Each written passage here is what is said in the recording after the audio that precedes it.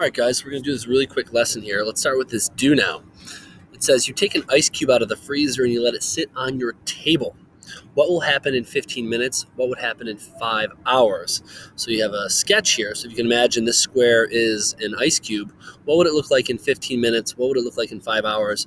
And these are your particle diagrams like we saw in our last video. So what would the particle diagrams maybe look like? Take a minute and describe to me how you would do this. You can't draw on this, but you could describe to me how you could answer this question.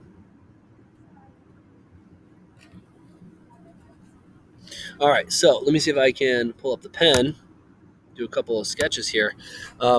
First of all, if this is my solid square ice cube, in 15 minutes, I would expect it to be partially melted. So the solid might still have some shape, right? But then it would be surrounded by a puddle of liquid water. Right, there's a pool of liquid water underneath it, the part that's melted, and then the part that's still solid might be up here. Maybe it all melts. I don't know. But after about 5 hours, I would imagine that there is no water left. So I wouldn't draw anything because I would think that all the water has sort of gone away or evaporated or done something else.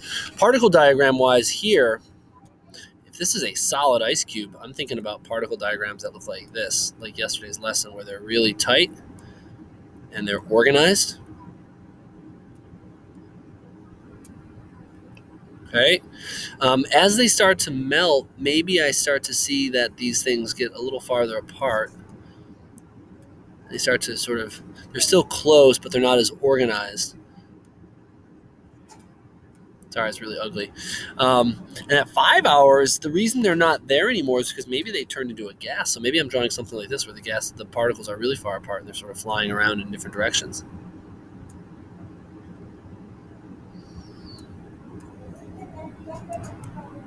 Okay, so that's something that I'm thinking is that the ice is going to go from solid to liquid to gas over the course of these 5 hours, and so the particle diagrams might show that. So we'll see what this ends up looking like here. All right, so our objective in this lesson is to define temperature and kinetic energy, and we're going to explain how temperature changes cause change in molecular motions. We're going to talk more about that do now in specific as it pertains to temperature. So that's our lesson for today. These are our objectives. So let's start with this. What do you know about temperature? What specific real-world examples of temperature do you know of? Take a minute, jot down some ideas. All right, so here's another way to think about it. Temperature, what do you know about it? What examples do you have of it? If I'm doing a concept map here, I might think of something like temperature. I know that we measure it in Fahrenheit. I know that 70 degrees is about room temperature, and then if it's like 90 degrees, I know that's really hot. I know if it's like below 32 degrees Fahrenheit, that's when it starts to snow.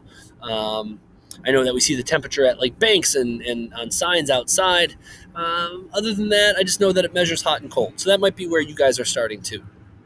Let me give you guys the definition right here. I want you to pause the video, and you should write down this definition in either your online notebook on a Google Doc or in your paper notebook. Temperature, the average kinetic energy of particles in a sample. All right, so that begs the question then, what might kinetic energy be? So if the temperature is the average kinetic energy of the particles in a sample of matter, then what is kinetic energy?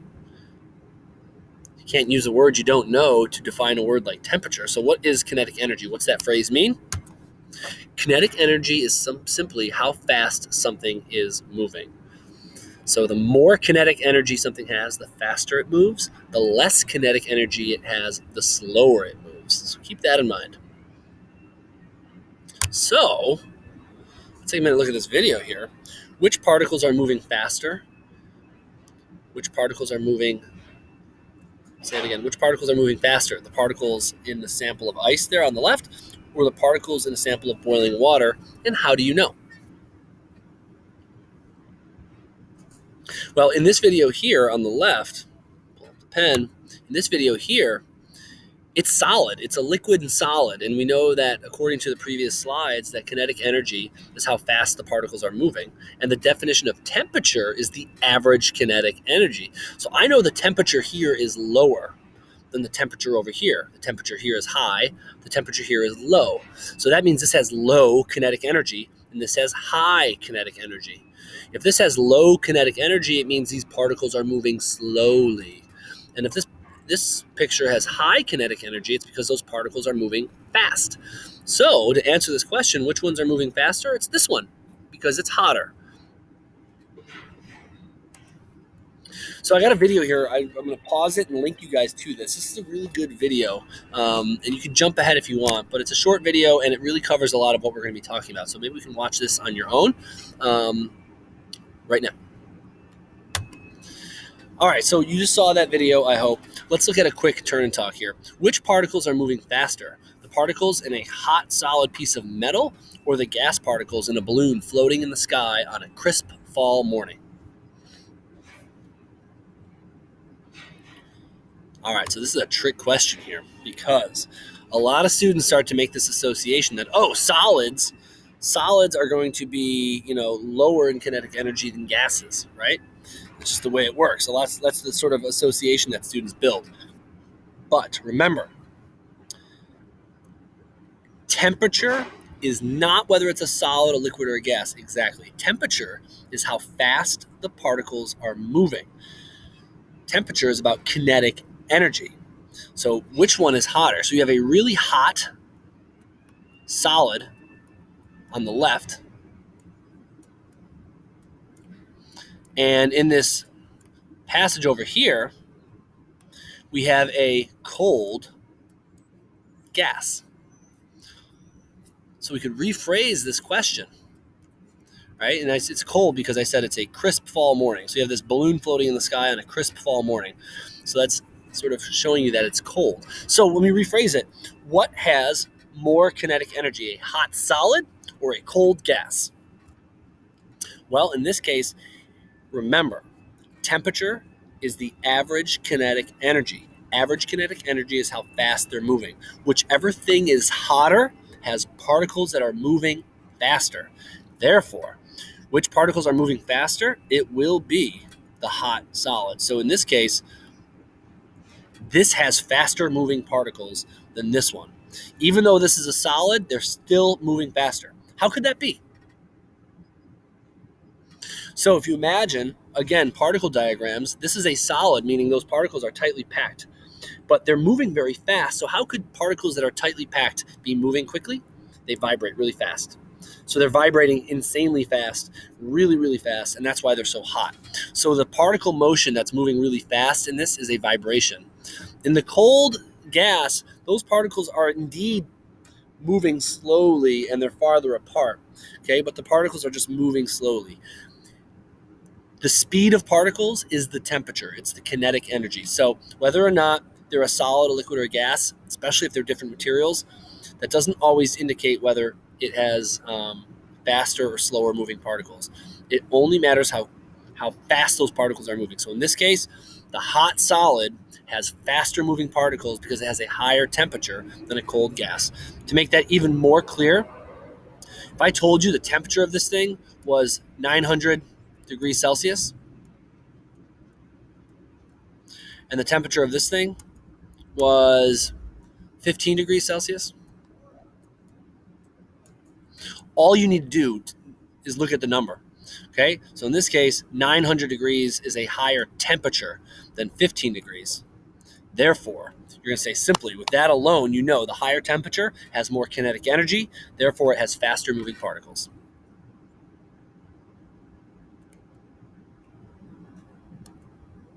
All right, almost done. So we have a short demo here. For those of you guys in the building, I'll be able to show you guys this, and I plan to. For those of you guys at home, you can watch the video. All right, final wrap-up question. So what effect does increasing the temperature have on particles in terms of molecular motion and distance? So think back to the do now. Think back to some of these questions that we've had. What impact does increasing the temperature have on particles in terms of molecular motion and distance? All right, as temperature, the actual numerical temperature increases, so too does the speed of the particles. So as the temperature of any sample goes up, those particles are moving faster and faster and faster. As the temperature of a sample goes down, those particles are moving slower and slower and slower. Okay, so the first thing I would say is that temperature, an increase in temperature means an increase in molecular speed, and a decrease in temperature is a decrease in molecular speed. Now, distance between particles. If you're talking about the sample of one type of matter, so if I have just water, as water goes from a solid to a liquid to a gas, those particles are getting farther apart. As water goes from a gas to a liquid to a solid, those particles in general are getting closer and closer and closer. So in general, if you have one type of matter, those particles will get farther and farther apart as temperature increases, and they'll get closer and closer together as temperature decreases. So if you take something like a gold bar is solid gold atoms tightly packed. As you melt that and they start to flow around each other, they get a little farther apart in the liquid phase. As the temperature keeps going up, if you could turn that gold into a gas, which sounds insane, but if you get it hot enough, you could, those gold particles now would be really far apart because their temperature is so high. So as temperature goes up, particles get farther apart. As temperature goes down, particles get closer together in general. All right? So our objective was to define temperature and kinetic energy and to explain how temperature changes cause changes in molecular motion. So your exit slip is describe what decreasing the temperature does to the speed of the particles in a given sample, and describe what decreasing the temperature does to the distance between particles in a given sample.